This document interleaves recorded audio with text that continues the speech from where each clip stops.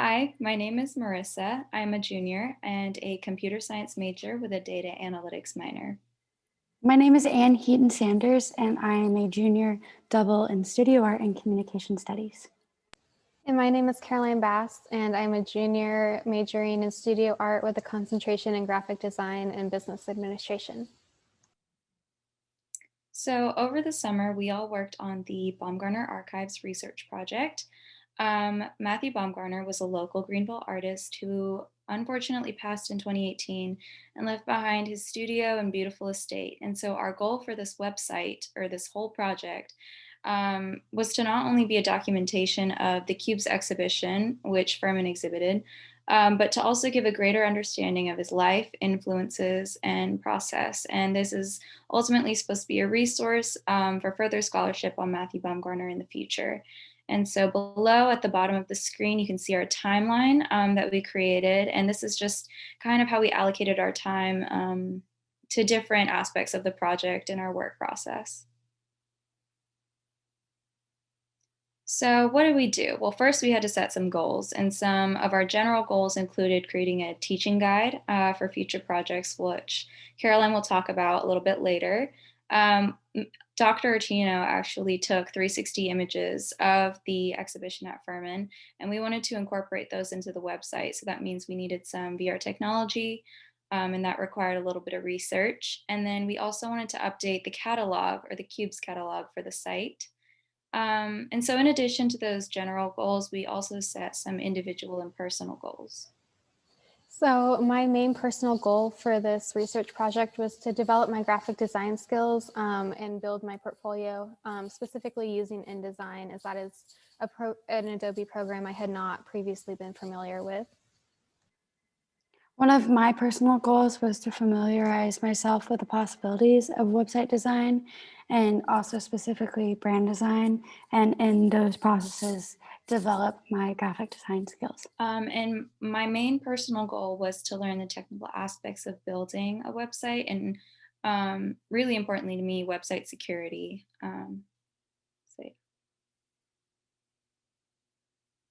This is a large punch list of everything that we tried to tackle during our research. Some of the more important ones are bolded below. These include clear branding for the estate, including colors, fonts, logos, and graphics. And also we had individual art analysis of each cube and found cubes shown in the exhibition. And other important items on our punch list was to research plugins that would allow our website to go above and beyond just a basic WordPress website. For example, we found a plugin, which Marissa will talk about a little bit in the future, that allows us to embed the 3D tour of the space into the website, so it's a more immersive experience for the viewer. And we also updated the Cube's catalog to reflect the brand standards that Ann Heaton had created for the website, so that it actually is a more cohesive experience for the viewer. So the first challenge that I overcame personally was updating the catalog to reflect those brand standards, as I had previously talked about. In the top right, you will see a page spread from the original catalog.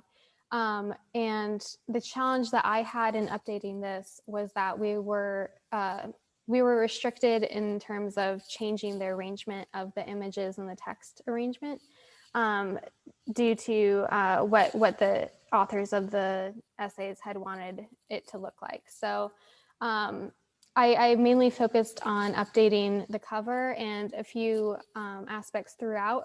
In the cover in particular, I was able to use the colors and the recurring cube pattern to reflect what we had seen in the website.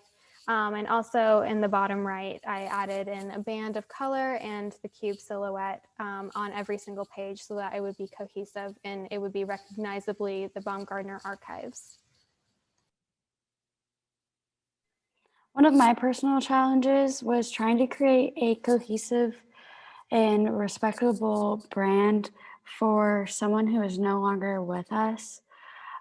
We did have help from the estate owner, but it was a challenge to try to show him in a way that could be universal to any viewer, but still be very personal to him.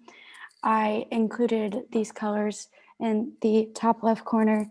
One in specific is this marigold color that is very present in his studio. So I think that he had a lot of love for that color, and I made sure to use that one and other colors that would complement it and also seem to be reoccurring in some of his work. We also wanted to use fonts that would be universal, but also elevate his brand. And then his logo is actually his signature overlaid a silhouette of a cube to represent some of his most special series. All right, so from our timeline, you saw that we spent a lot of time actually building the website because it was the main portion of our project. But in order to build the website, we had to do a lot of research beforehand. And we decided to use WordPress and use the Astra theme in WordPress because it is the most versatile and allowed us to actually implement a lot of what was on our punch list. And so with Astra, you also have the option to use different types of plugins. And two in specific, Modular Gallery and Algora 360 were very, very important to us. Modular Gallery helped Caroline kind of like lay out how all of the images should look on the pages when she created her mock-up. Modular Gallery actually allowed us to make that come to life. And Algora 360 was important because that actually helped us incorporate those 360 images that Dr. Archino took. And I learned a lot from that process. So it's just another little trick that I have in my pocket now. And so when we were actually building up the website, we divided up the pages based on Caroline's mockup. And our real challenge actually came to publishing the website. And GoDaddy was a little bit difficult to work with, and obtaining an SSL certificate, which I'll talk about in a second, was a major challenge that I had to overcome. So yeah, those technical difficulties were kind of what put a pin in our process for a little bit, but to overcome this, we enlisted some help from someone that works with web design and security. And so specifically with the SSL certificate, what that does is it actually provides the website security and it keeps it from being hacked or overtaken. It protects our domain. So he recommended using Cloudflare, which had so many benefits. It was free, so it was cost effective. It was super quick and super simple once I was familiar with it. And there are actually additional tools on Cloudflare that show you website traffic on each page. And so you can evaluate how each page is doing and which ones are the most attractive to viewers on the site. And also where potential security breaches can occur using different types of plugins that is a risk. And so this was really helpful for me because I'm now a data analytics minor and tools like this are helpful for collecting and evaluating data. And so this tied into my personal goal of exploring possibilities of website building and security, but also my present education. So that's pretty cool. Our final product ended up being a whole website called baumgarderarchives.com with an updated Cubes catalog from the exhibition with a 3D tour of the exhibition so you can experience it yourself. We had a teaching guide based off of our research and the processes that we went through. And we also created a list of recommendations and a mock-up for documentation of the studio space for future research on Baumgarder. And we also created branding and logos for the Baumgartner Estate archives that can live on in the future. These are a couple of screenshots from our website. The first being the catalog showing one of our favorite plugins, the Modular Gallery, and you can click through the catalog and see every page on it. The next is what used to be the home screen is now changed a little bit with a full in-depth talking about Baumgartner. And the third is a fun little page that has little extras that were in the exhibition that were harder to see in the 3D tour. So I'm just going to talk a little bit more about one of our outcomes, the teaching guide. So throughout our process, we kept recommendations and notes on what worked for us, what didn't work, so that whoever continues this project in the future has something to go off of. So within the guide, we included a timeline to structure our work, as we saw on the first slide and we've talked about throughout. It was really helpful to look back and see how we allocated our time, and that can help people in the future if they were to start their own project. We also included the books and websites that we recommend based on our own research. We include basic budgeting tips, a list of the tools such as the host domain plugins and other options that we considered but didn't use for various reasons. And we also include brief personal examples to discuss our own experience. And we intend for this guide to be applicable to projects outside of Furman University and even outside of specific artist research. So the aspects of this guide are general enough to be applied to other research subjects.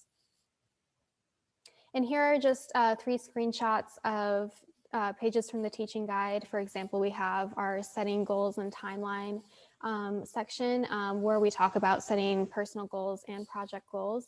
We also include a budget example, and we break down how we spent some of our money on our GoDaddy host subscription. And we also talk about some of our research evaluation, in particular, Hiding, Making, Show, and Creation. That book we found to be very helpful for our own process. So we included our own discussion about that. Since our research last summer, our website has actually seen a lot of love. The curatorials class of fall 2020 was able to put together another exhibition of Baumgartner's work called Grids and Glyphs. They were able to put together a guided tour, a video walkthrough, a video presentation, which was actually a CLP event, which is really exciting for Furman students, and individual photos of all the artwork included in the exhibition with analysis of those. We are really excited because we already know that there will be more research this summer and in the future after that.